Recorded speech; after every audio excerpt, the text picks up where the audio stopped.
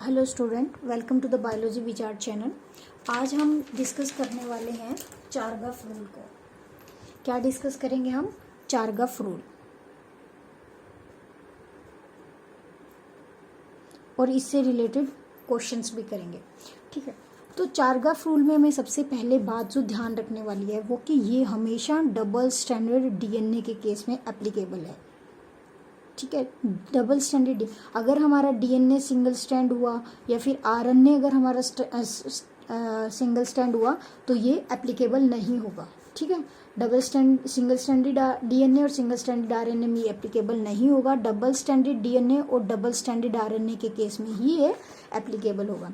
तो चारगफ रूल ने क्या कहा था कि जो प्यूरिन अपॉन पायरिमिडिन का जो रेशियो है that is always equal to 1।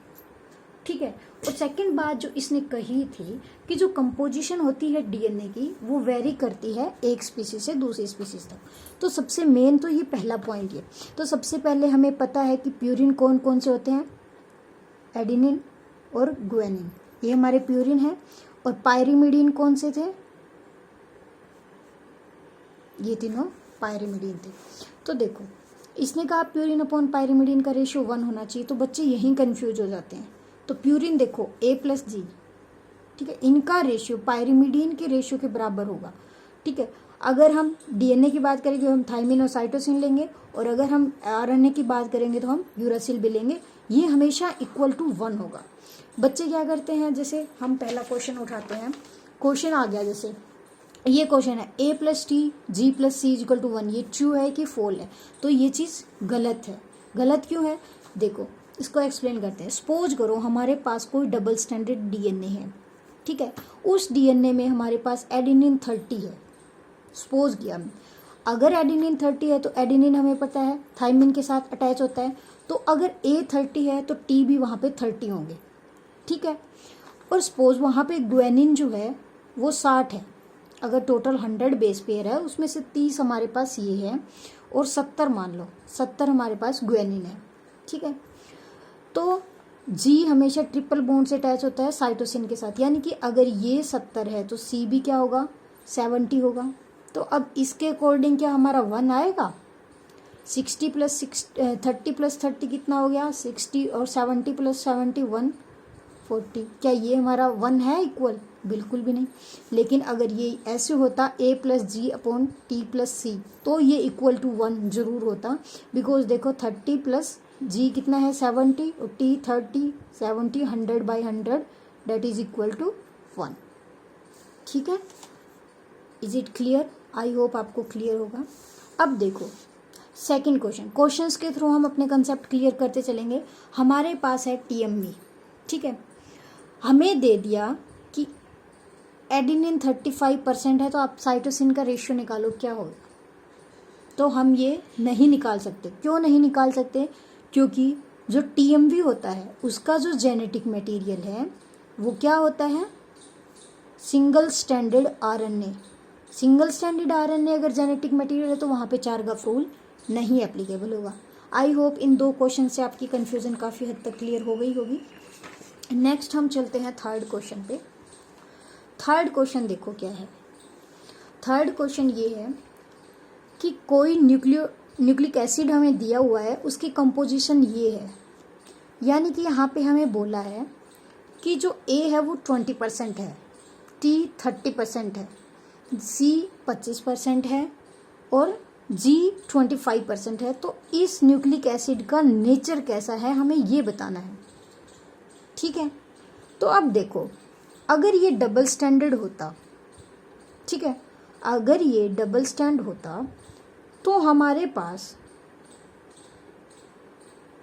यहाँ पे जितना एडेनिन होता उतना ही थाइमिन होता।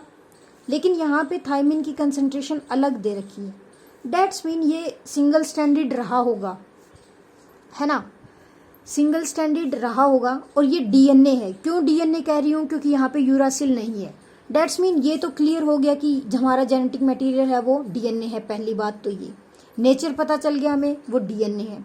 अब वो डीएनए सिंगल स्टैंड है कि डबल स्टैंड, ये कैसे पता करेंगे? देखो अगर हमारे पास इनकी दोनों की कंसंट्रेशन इक्वल होती तो ये बराबर आते 20-20 या 30-30, लेकिन ऐसा नहीं है। यानी कि एक ही स्टैंड है हमारे पास, इसमें मान लो कि अगर 20 ये है, सिंगल स्टैंड है, एडेनिन एडेनिन एडेनिन ऐसे करके ऐसे थाइमिन थाइमिन, तो इनका इक्वल होना जरूरी नहीं है। दैट्स मीन कि ये सिंगल स्टैंड है, ये भी क्लियर हो गया। लेकिन यहाँ से हम ये पता नहीं कर सकते कि ये हमारा लीनियर होगा या सर्कुलर होगा, ठीक है। अब चलते हैं थर्ड क्वेश्चन पे, फोर्थ है, सॉरी, कोई ना, कंसेप्ट क्लियर होना चाहिए, सीक्वेंस से कुछ नहीं होता। इफ टोटल नाइट्रोजनस बेस 1000 है, मतलब हमारे पास 1000 न्यूक्लियोटाइड नाइट्रोजनस बेस है, ठीक है। एक स्टैंड में जो 2 स्टैंड है, तो उनमें से एक में एडेनिन की कंसंट्रेशन 75 है, ठीक है। और जो दूसरा स्टैंड है ये वाला, इसमें एडेनिन की कंसंट्रेशन हमारे पास 10% है। तो हमें निकालना है total number of hydrogen bond, कितने हाइड्रोजन बॉन्ड प्रेजेंट होंगे, ठीक है। हमें ऐसे दिया है 1000 बेस पेयर थे, एक स्टैंड में हमारे 25 एडेनिन है, दूसरे में हमारे 10% है, तो हमें टोटल हाइड्रोजन बॉन्ड निकालने। तो हम ये कैसे निकालेंगे, अब इसको देखेंगे।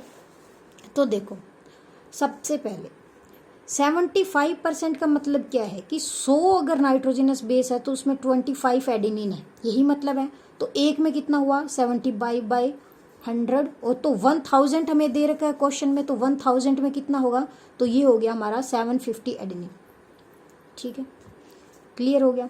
यानी कि अगर 750 हमारा एडेनिन रहा होगा तो ये थाइमिन के साथ बॉन्ड बनाता है, तो यानी कि थाइमिन भी हमारा 750 रहा होगा, ठीक है, क्लियर हो गया। एक स्टैंड की बात कर रही हूं मैं ये, ठीक है, इस स्टैंड की, सिंगल स्टैंड की, ठीक है। तो दूसरे स्टैंड की अगर हम बात करें तो 10% दे रखा है, यानी कि 100 में कितना एडेनिन है, 10, तो एक में 10/100, और 1000 में कितना हो गया है, 1000 में हमारा कितना हुआ है, 100 में अगर 10 है, एक में 10/100, तो 1000 में हमारा कितना हो गया,